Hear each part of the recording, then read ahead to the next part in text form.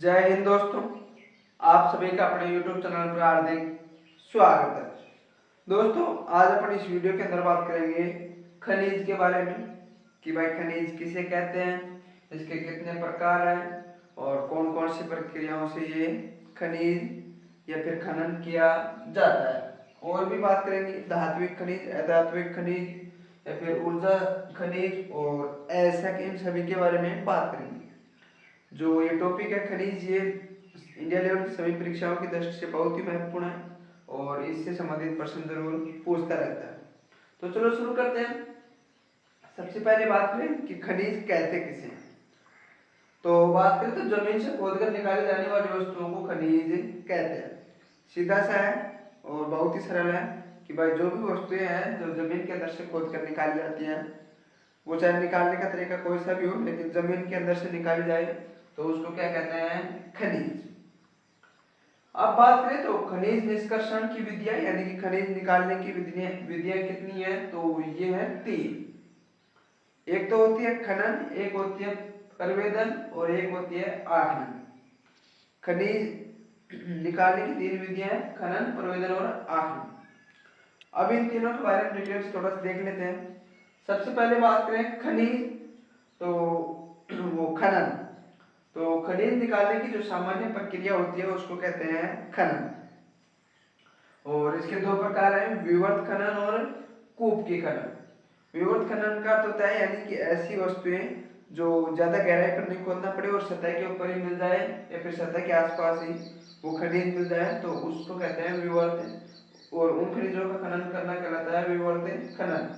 यानी कि ऐसे खनिज जो सतह के आसपास हो और ऊपर ही हो, तो उनका खनन करना कहलाता है विवर्त खनन।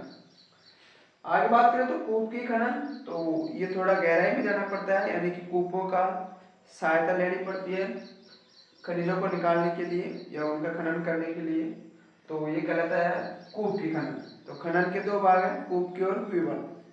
विवर्त सतह के आसपास और कूप की थोड़ा गहराई में। आगे बात करें तो खनिज निकालने की दूसरी विधि है, वो है प्रवेदन विधि। इसको ड्रिलिंग विधि भी कह सकते हैं।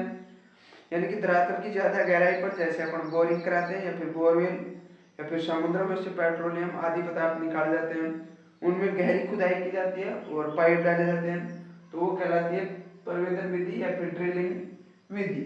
जो धरातल की गहराई में स्थित खनिज को प्राप्त करने के लिए, यानी कि धरातल की बहुत ही नीचे गहराई में जाकर इसको प्राप्त किया जाता है। और इसके अंदर आते हैं पेट्रोल और प्राकृतिक गैसें, जिनको मैंने आपको बताया था, 1-2 पाइप डाल दिए जाते हैं नीचे तक और उनकी सहायता से निकाला जाता है। अगली और लास्ट जो खनिज निकालने की विधि है वो है आखनन विधि। तो ये विधि बहुत ही सरल है, यानी कि मिट्टी की सतह पर जो खनिज होता है उसको ही किस विधि से प्राप्त किया जाता है, आखनन विधि द्वारा। तो आई होप आपको समझ में आया होगा कि खनिज किसे कहते हैं, इसको निकालने की कितनी प्रक्रियाएं हैं और उनके कितने हिस्से हैं और किस किस तरीके से निकाला जाता है। अब आगे बात करें तो खनिजों के प्रकार देख लेते हैं। खनिजों के प्रकार में बात करें तो खनिजों के प्रकार होते हैं 3, धात्विक, अधात्विक और ऊर्जा। जिनमें सबसे पहले बात करें धात्विक, तो धात्विक 2 प्रकार के होते हैं, लोह और अलोह। जिनमें लोहा देख लेते हैं, तो लोह, एसक, मैग्नीज आदि हैं, ये सभी धातुएं। ये कौन से खनिज में आती है, तो ये आती है धात्विक खनिज। आगे बात करें तो अलोह खनिज में, तो ये आता है सोना, चांदी, सीसा, जस्ता, तांबा आदि। इनमें लोहा नहीं होता। आगे बात करें अधात्विक खनिज, तो इनमें धातु का अंश नहीं पाया जाता और इसके अंदर आती है चूना पत्थर, गिया पत्थर, बलुआ पत्थर, रॉक फॉस्फेट, अब्रक, जिप्सम, संगमरमर और ग्रेनाइट आदि।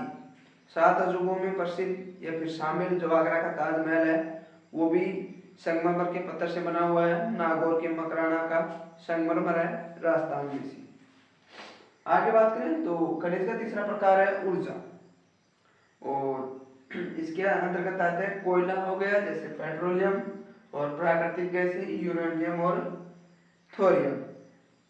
तो खनिज के 3 प्रकार है, ऊर्जा, अधात्विक और धात्विक, याद रह जाएंगे।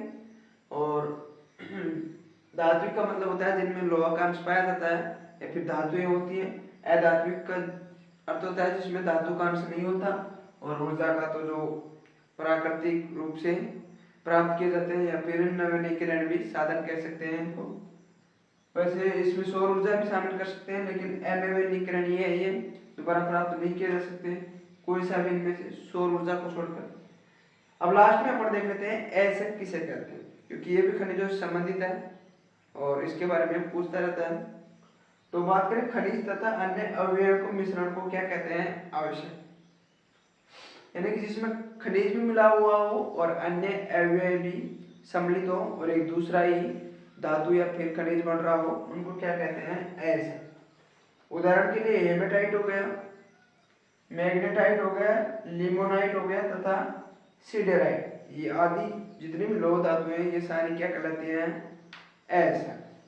तो उम्मीद करता हूँ दोस्तों आपको खनिज उसकी विधियां निकालने की और उन विधियों के अंदर कैसे निकाला जाता है या फिर क्या क्या किया जाता है, खनिजों के प्रकार और उनमें कौन कौन सी धातुएं आती हैं और ऐसा, ये सभी बातें आपको समझ में आ गई होंगी। और उम्मीद करता हूँ आपको वीडियो पसंद आया होगा। तो अगर आपको वीडियो पसंद आया हो तो वीडियो को लाइक ज़रूर कर देना, और अगर आप स्क्रीनशॉट लेना चाहो तो स्क्रीनशॉट ले सकते हो।